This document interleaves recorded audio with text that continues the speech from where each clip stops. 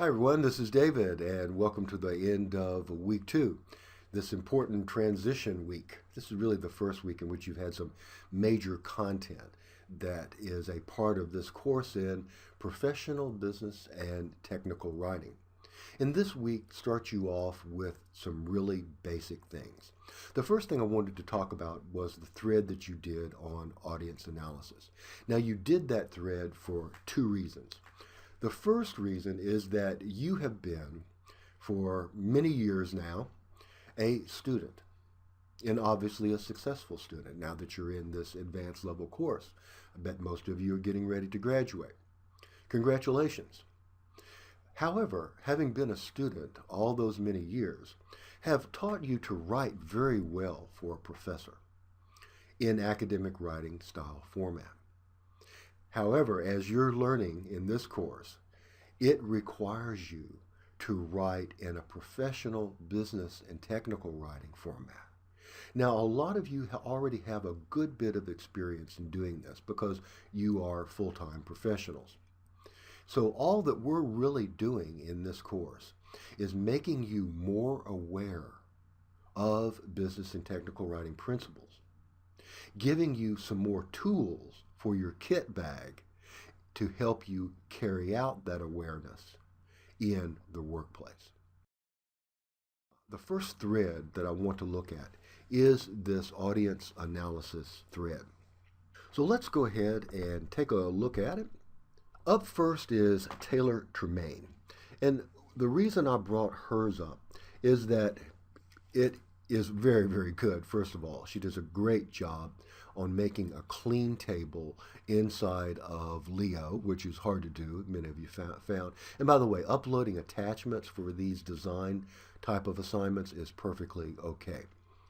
She also has good cell spacing around each of the cells that set off the text inside that cell, keeping it from becoming an alphabet soup.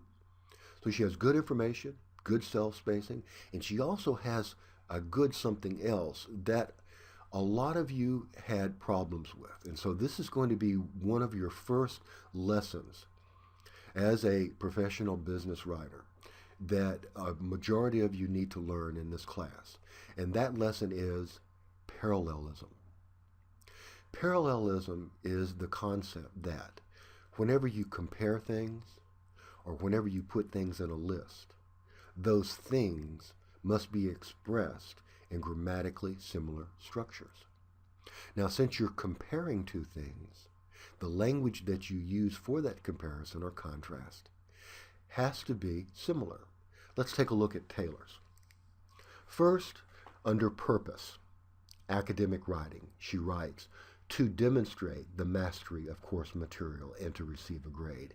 Under business writing, she writes, to achieve a practical business goal and to do your job. Do you see how exactly parallel those two statements are? Both begin with the to infinitive verb.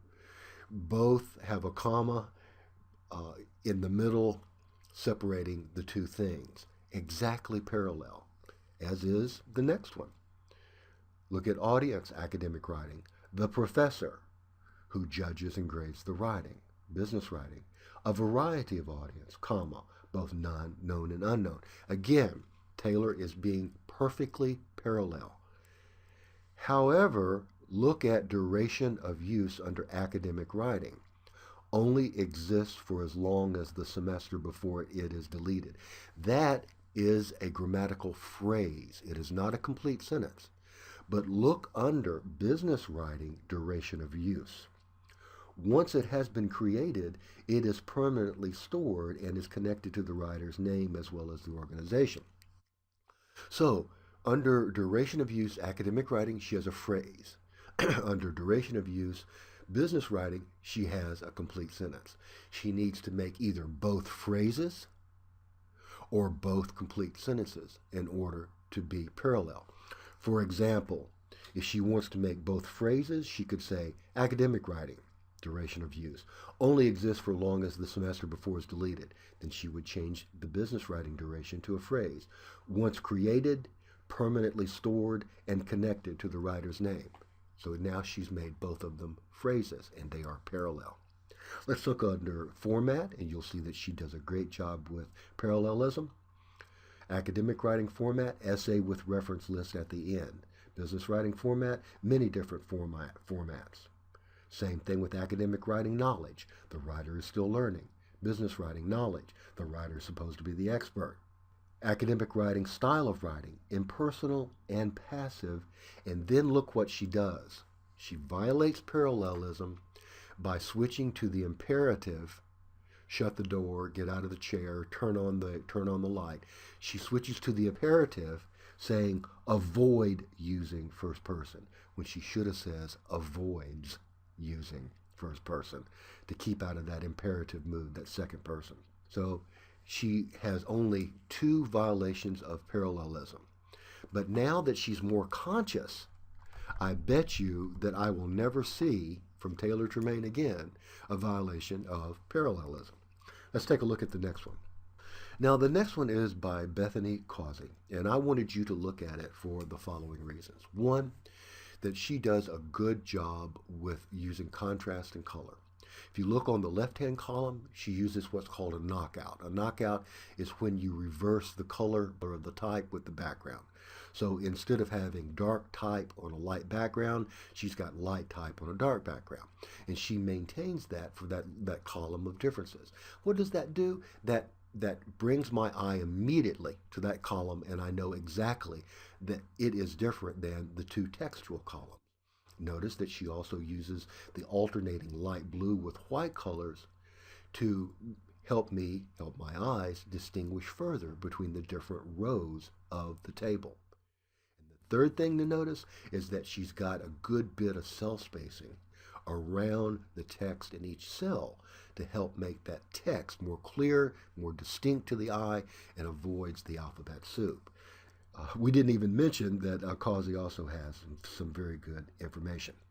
Now, what about her parallelism? Very good. Under audience, academic writing, the audience for academic writing is. Audience for business writing, the audience for business writing is. Look under structure for academic writing. In academic writing, the structure is. Under structure for business writing. In business writing, the structure usually consists of. She could have made it a little bit more parallel. Whenever you're making things parallel, it's good to repeat. Repetition is a good thing. Whenever repetition serves a purpose, use it. However, look under academic writing design. The design in academic writing is, look at design for business writing. Business writers will use more creative and attractive documents. So she lost her parallelism there. She regained it under purpose. Academic writing is, business writing is, and she regained it under content. So fantastic job, Bethany. With your colors, your contrast, your cell spacing, and just a little bit of a nick on the parallelism. Now, I put Richards up because it brings up an important point about the use of color. Richard posted this in very bold colors because he was posting it for me. I'm the audience for this, right? I ask you to do no other audience. He knows that I'm into design, and I want you guys to take risk as designers and to think about design. And the colors work for me. The contrast of the red and the yellow, the parallelism of the yellow on the left and the yellow on the right works very, very well. However, if you read Richard's comments, he also said, I wonder if these same colors would be right for my business environment. Richard is in automotive sales. And he's right to wonder that. If he were putting out a table in his work environment, he would want to choose the colors that are the themes for the dealership or the themes for the particular brand of car that they represent. Something like that, something more subtle. So Richard did a very good job on designing a table with a set of colors for me and then saying, but I know or I suspect that it would not be appropriate for a business. Excellent job, Richard. Now, compare Richard's bold use of colors with this one without colors. With colors, without colors. Do you see how important colors are? Whenever I talk to you about colors, it's not just because I like colors and I find them to be colorful and fun. As you'll see here, colors serve an important cognitive purpose because colors can immediately and instantly control your reader's eyes. and instantly and immediately tell your reader something important about that document without your reader having to actually decode it or read it. In other words, you're doing some work for the reader. And in that work is helping the reader map the document to get a gestalt, psychologists call it, of that document. So look at the difference between colors and no colors. Huge, huge difference there. Now the last one I wanted to show you was by Chief Williams. And the thing I want you to notice about this table by Chief Williams is what it says about Chief Williams. Notice how neat, how precise, even elegant this table is. Notice how carefully, how it almost screams carefulness. If you look at Chief Williams' profile, you see a picture of him in his dress whites. And to me, there's a parallelism between that kind of neatness and elegance of dress and how he designed this table. So how you design something, how you write something, the format of the document that you deliver says something not only about the information, it also says something about you, the writer. And it sets a tone for the information. It sets a tone for the document. Obviously, the tone here is carefulness, precision, neatness. And I want you to also think about that whenever you're thinking about design. Okay, the next thing I wanted to do was to go to your classroom and take a look at some of the audience analysis responses. Okay, the first one I wanted to look at was by Taylor Tremaine. And I wanted to look at it because not only is it really nice, because it provides exactly what the assignment calls for. It is what I would call a model response, and I'm going to ask Taylor for her permission to use it as a model. It contains all of the parts. She's obviously very good at designing a table inside of Leo, inside of Desire to Learn, and that's great. Also notice how neat the tables are, how she provides adequate cell spacing to set off the text inside of each cell. And also notice that her analysis really did teach her something. She learned that she knows this person, Alex, so well that she was able to write something precisely for him. And that's something that we do on a kind of subconscious automatic basis.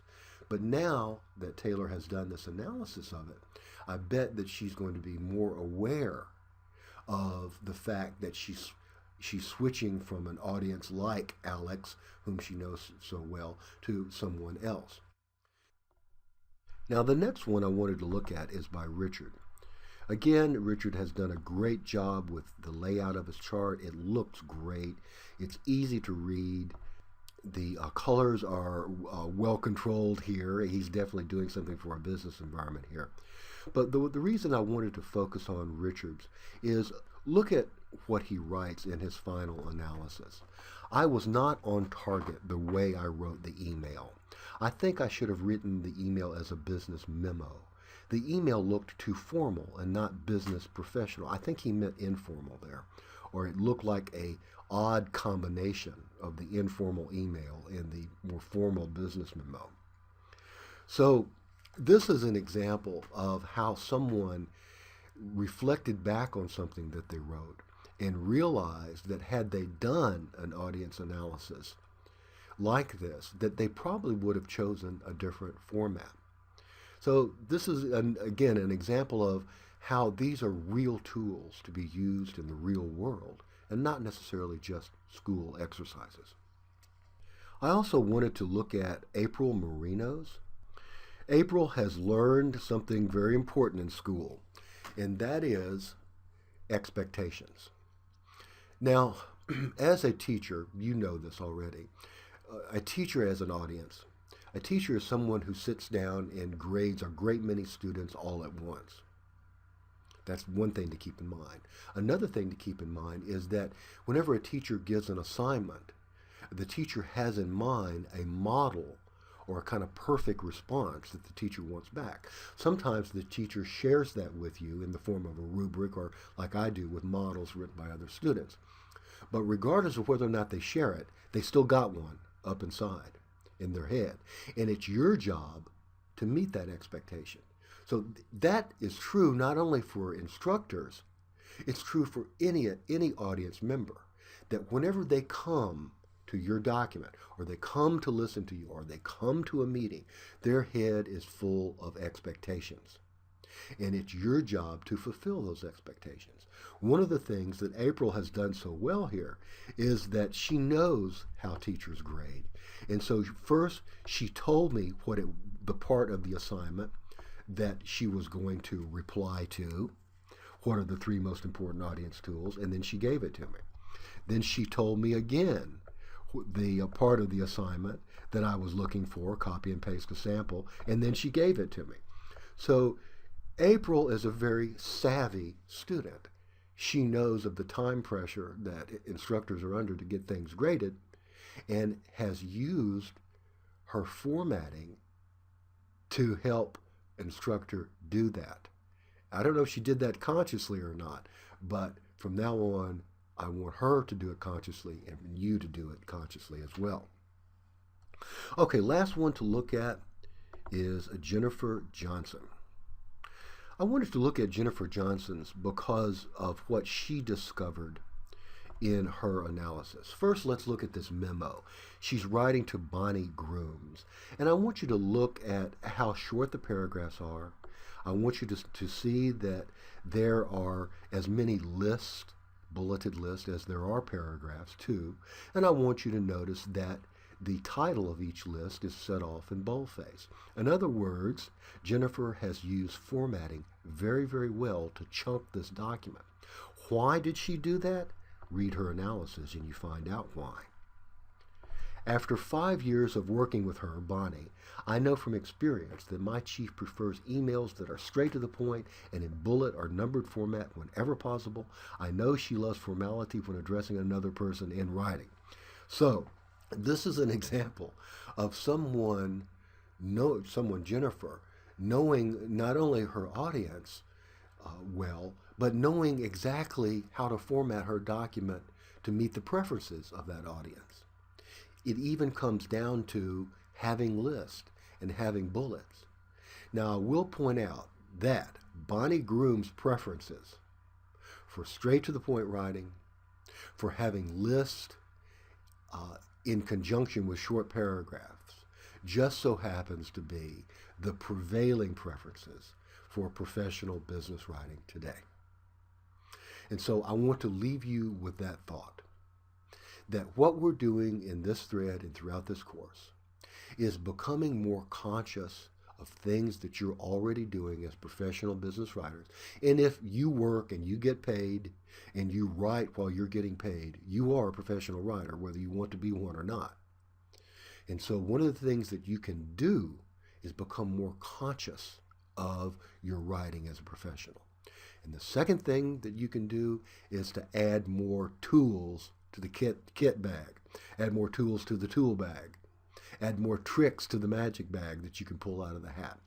So those are the 2 things that we're doing throughout this course. And based upon how well you did them this week, you guys are a fantastic class. I really enjoyed looking at this. There are some models that I can't wait to make copies of. I hope you let me, and share them with future classes. Congratulations on some great work.